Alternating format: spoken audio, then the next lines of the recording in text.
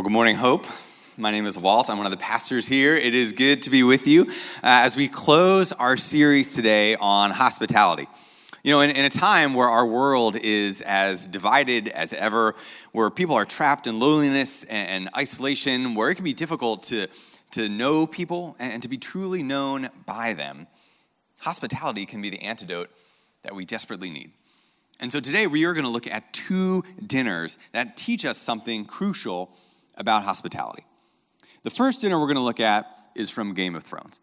No, I'm kidding. That would be ridiculous, right? We're going to look at a dinner from the Bible. But this one has some serious Thrones vibes to it, right? This dinner, this first one, is hosted by Herod, who was the king of Judea for a time. And if you're familiar with the story of Jesus, then his name might ring a bell. His father, Herod the Great, was the king when Jesus was born. And he was infamous for ordering the murder of infant boys across his kingdom because he was so nervous about the rumors of another king that had been born. When he died, his kingdom passed down to his son, Herod Antipas. Only he didn't get the entire kingdom.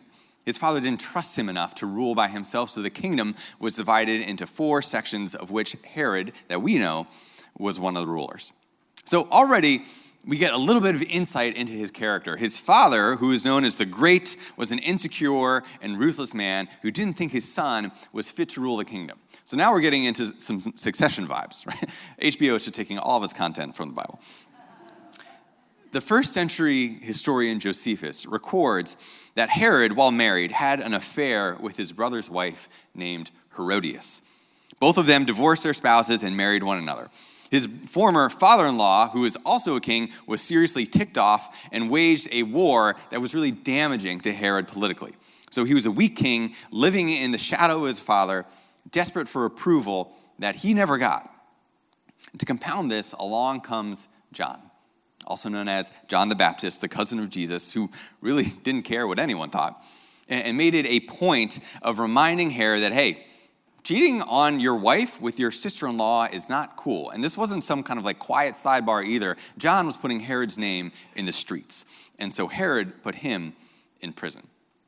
So now the table is set for a rather nightmarish dinner party. It's Herod's birthday. And so he throws a big party for all of his friends. It's surely lavish with plenty of choice food and drink, probably a lot of drink, because what ends up happening is that Herod's stepdaughter ends up dancing a dance that is so pleasing that he promised to give her whatever we asked for. Now, in these moments, we kind of need to read the Bible with our adult glasses on here, right? What kind of dance would make a king promise to give up to half of his kingdom anything she asked for? Yikes. And it's his stepdaughter. Furthermore, women and men at that time dined in separate halls, so she was cut off from her mother and any other support and forced to dance alone for Herod and the pleasure of his guests. Super creepy. And when Herodias hears about it, she goes out for blood. She can't directly go after Herod, he's the king, but she knows how to put him in a bad situation.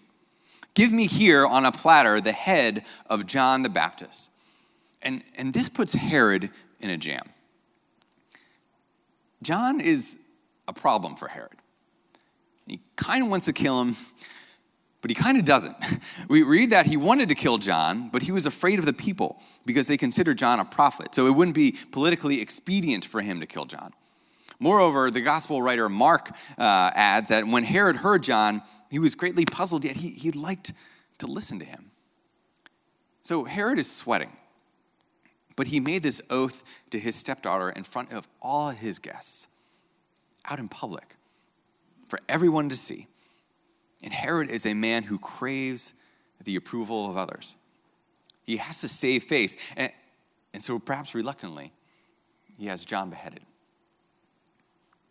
Like I said, we're going to be looking at 2 dinners today. This is the bad one.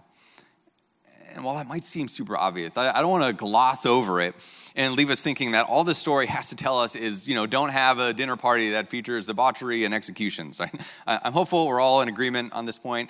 If you're not, don't invite me over to dinner at your house. We're going to be talking about hospitality. But can we talk about Herod's heart for a second? Can we talk about this need for approval from others. It took Herod down a pretty dark path. And while we might not necessarily be walking that same path, I imagine this need for approval can lead to a darkness that many, if not all of us, know all too well. Like Herod, so many of us yearn for approval. Approval from our parents, or our kids, or our bosses, or our teachers, or someone we want to date. It's why so many of us are constantly running, constantly asking ourselves questions like, have I accomplished enough? Have I earned enough? Am I smart enough, or athletic enough, or involved in enough extracurriculars or clubs? Sure, Herod was showing up for dinner that night, but he was also hungry for something much greater than the food. Friends, do you know that same hunger, that same yearning, that deep desire for approval from others? What happens when we get in that place? Perhaps like Herod, we make compromises. He didn't want to behead John, but he did. Have you ever ended up doing something that you didn't want to do because you wanted some outside applause and approval? Perhaps like Herod, we put ourselves in positions where we end up making bad decisions. Maybe we get drunk, or overextend ourselves financially, or give too much of ourselves to someone we're attracted to.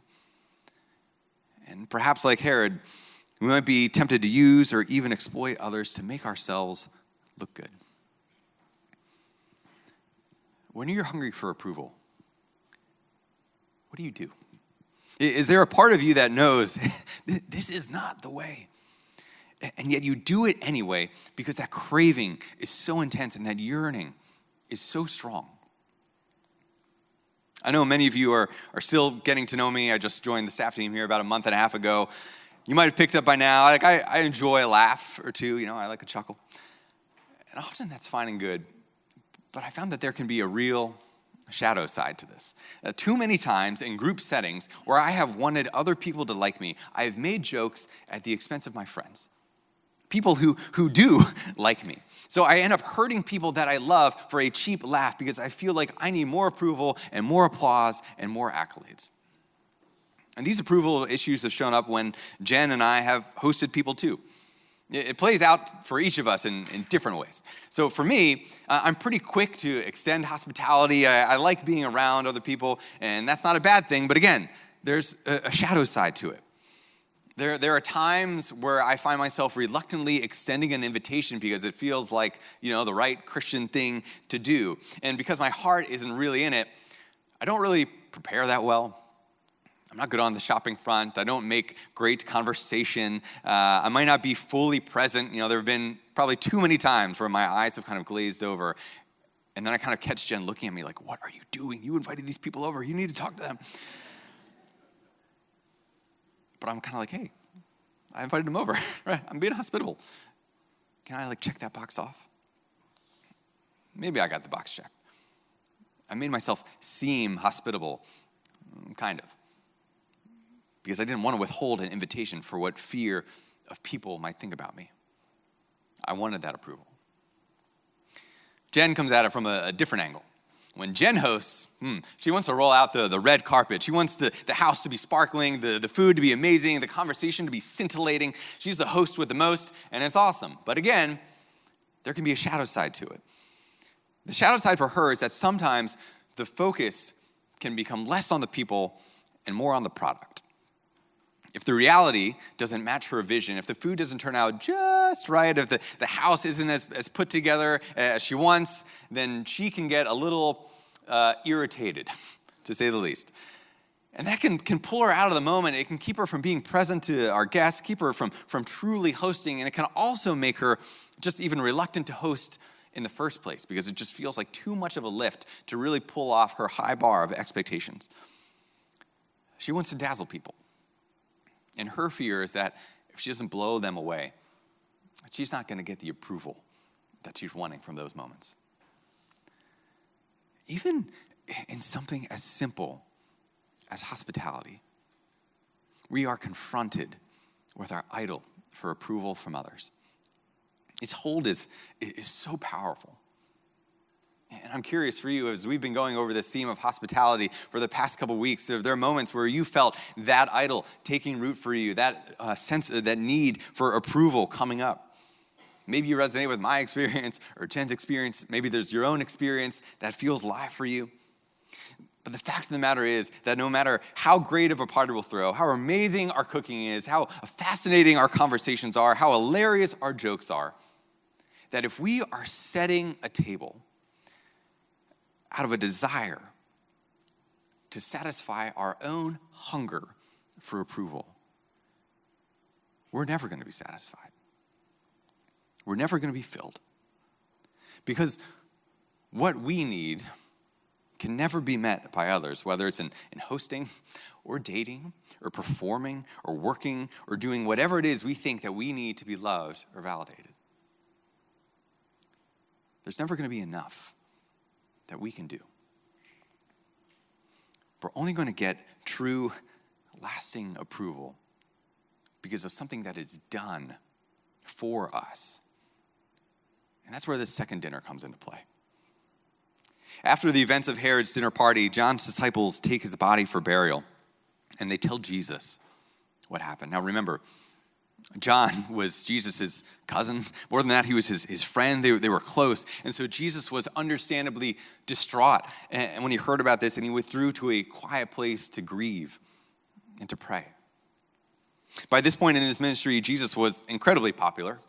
Crowds were regularly flocking to him. So even though he thought he was getting some time alone in a remote place, people still sought him out and they found him. Now, I don't know about you, but if that's the emotional place that I was in, I would not want to be hosting anything for anyone.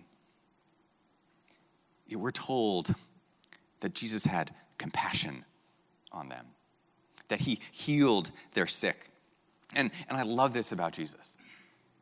I love that he is attentive to his own pain, to his own needs. He's not ignoring those, but he's not ignoring the needs of others either. He can hold both of those things in tension and trust that God is big enough to hold both of those things too. When the day is winding down and it's getting to be about dinner time, Jesus' disciples want to send the people away, but Jesus wants them to stay. Jesus wants to show them something. And so famously, he tells the disciples to feed the crowd. The disciples take a look at this crowd, which is 5,000 men plus women and children. So really, we're talking about a crowd of 15 to 20,000 people here. And they take a look and they say, we only have 5 loaves of bread and 2 fish. Barely enough to feed them, let alone thousands and thousands of people. And Jesus says, bring them to me. Instead of sending them away, he draws them near, and he directs them to sit down upon the grass.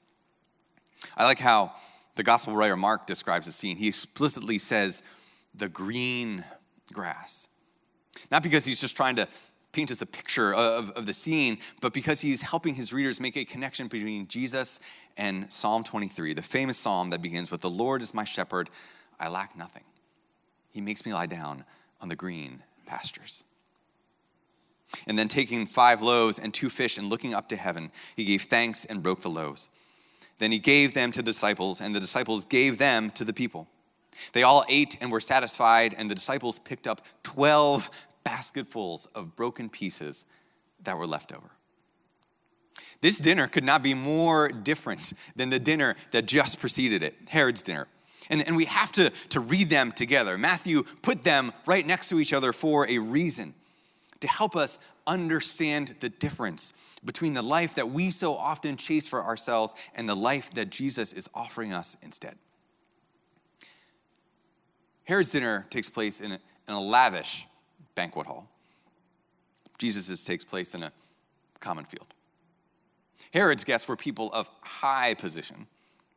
Jesus's guests are the poor, the sick, the crowds. Unremarkable people, yet precious to him. Herod's dinner had food and drink in abundance. Jesus's began with scarcity. Yet Herod's dinner was marked by exploitation and self-centeredness, whereas Jesus's was marked by celebration and service. Herod's dinner culminated in death. Jesus's culminated in life and satisfaction. 2 different dinners, 2 different tables, 2 different hosts, 2 radically different outcomes. You see, Herod was just looking for more and more approval, which caused him to get more and more frustrated. He never got what he wanted. And maybe that has been your experience too. New York is a success-saturated city. And yet maybe, despite all of your successes, you still haven't had enough. You are still hungry. Friends, the good news of the Christian story is that Jesus invites us to come to his table because he already approves of us. Jesus looks at you and has compassion, a desire to heal, a desire to satisfy. And that's what was happening in the multiplication of the bread and the fish. It wasn't just a cool trick. There was more than a meal going on here. Jesus is demonstrating that he sees us and he sees our needs and our cravings and that he is able to provide for them in abundance. And it doesn't just stop there. Herod was so concerned with his own status that he was willing to kill for it. Jesus was so concerned with our status that he was willing to die for us. Later in his life, he would host another meal with his friends. He would gather them around the table and he would take the bread and give thanks and break it. Only this time, he would add that it is his body being broken for those whom he loves. And the next day, he would lay down his life on the cross to break the power of our sin and our shame so that we would never have to wonder whether or not we are worthy of love, whether or not we would be approved of. This is the heart of hospitality. Jesus invites us to his table. And when we dine there, when we truly eat there, then the hunger we have for the approval of others will subside. Because now we're actually eating a meal that will satisfy us. Perhaps there was a time when you began following Jesus and you tasted this meal and experienced this approval and it changed your life. You felt free and alive in ways that you never had before. But over time, you found that need for the approval of others come creeping back in. And now you find yourself making decisions out of that place of hunger and scarcity, and you don't like what's happening. You don't want to be back in that place. Friends, if that's you, then let today be a day where you come back to Christ's table. Remember how much Jesus loves you and approves of you. Ask the Holy Spirit to help you take hold of Jesus' approval for you so that you won't be tempted to go out and grab after something else. Something that seems like it might satisfy you, whether that be your successes at work or in finance or in your relationships, but will ultimately leave you feeling empty.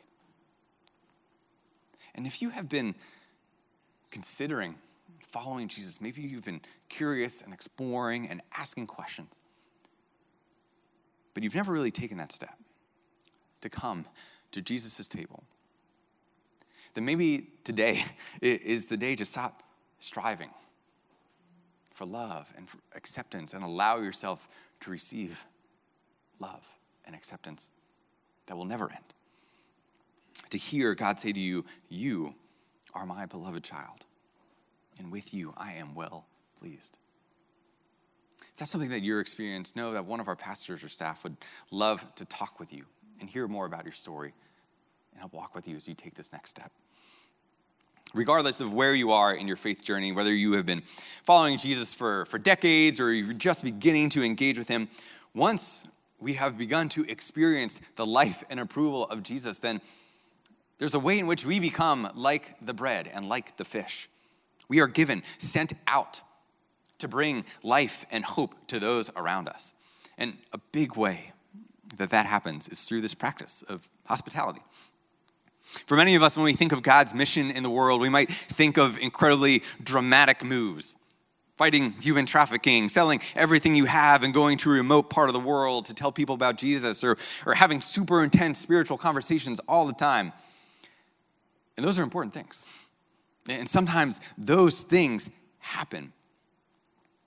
And yet I found that for many of us, a significant marker of mission is going to be how we extend hospitality to those around us.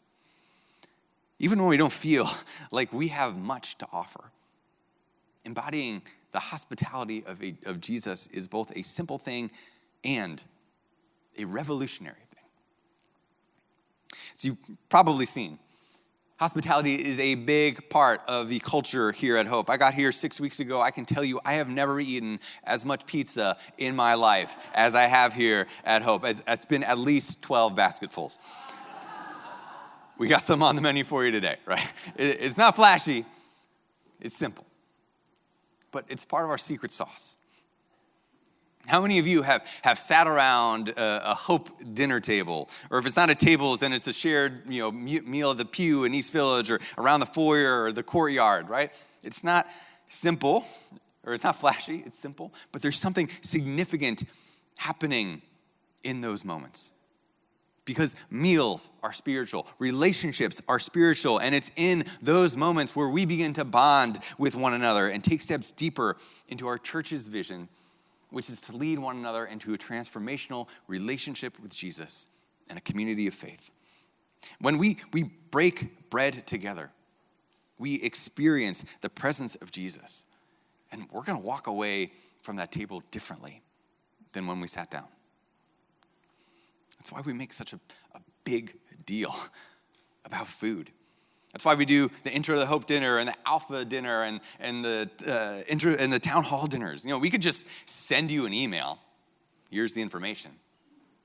But that's not how communities are made. That's not how relationships are made, especially not across different types of people. That's not how walls are broken down and transformation happens, right? I haven't gotten a lot of emails like that. But I've sat at dinner tables like that? Yeah, absolutely. These dinners are more than a meal.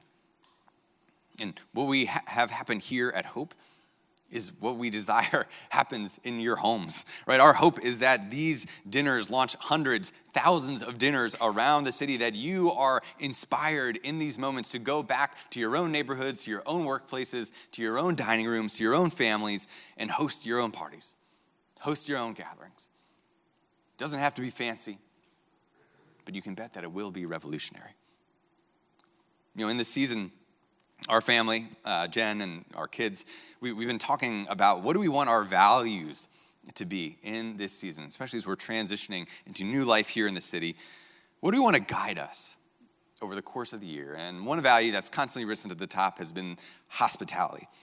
Because, now that we're in New York City, we've got, more space than ever to host. No, I don't think I've lived in a smaller space since I was a sophomore in college. But we love it. And so now we are pushed to be creative in how we think about hospitality, how we extend care. It's too easy to have a scarcity mindset. I don't have enough space. I don't have enough time. I don't have enough money, right? But our God is a God of abundance who takes our bread and fishes and makes 12 basketfuls. I've had dinner in amazing and beautiful homes where I have felt completely unseen. And I have sat in tiny little postage stamped living rooms with Ritz crackers. And I have felt loved in ways that are just the top of the charts.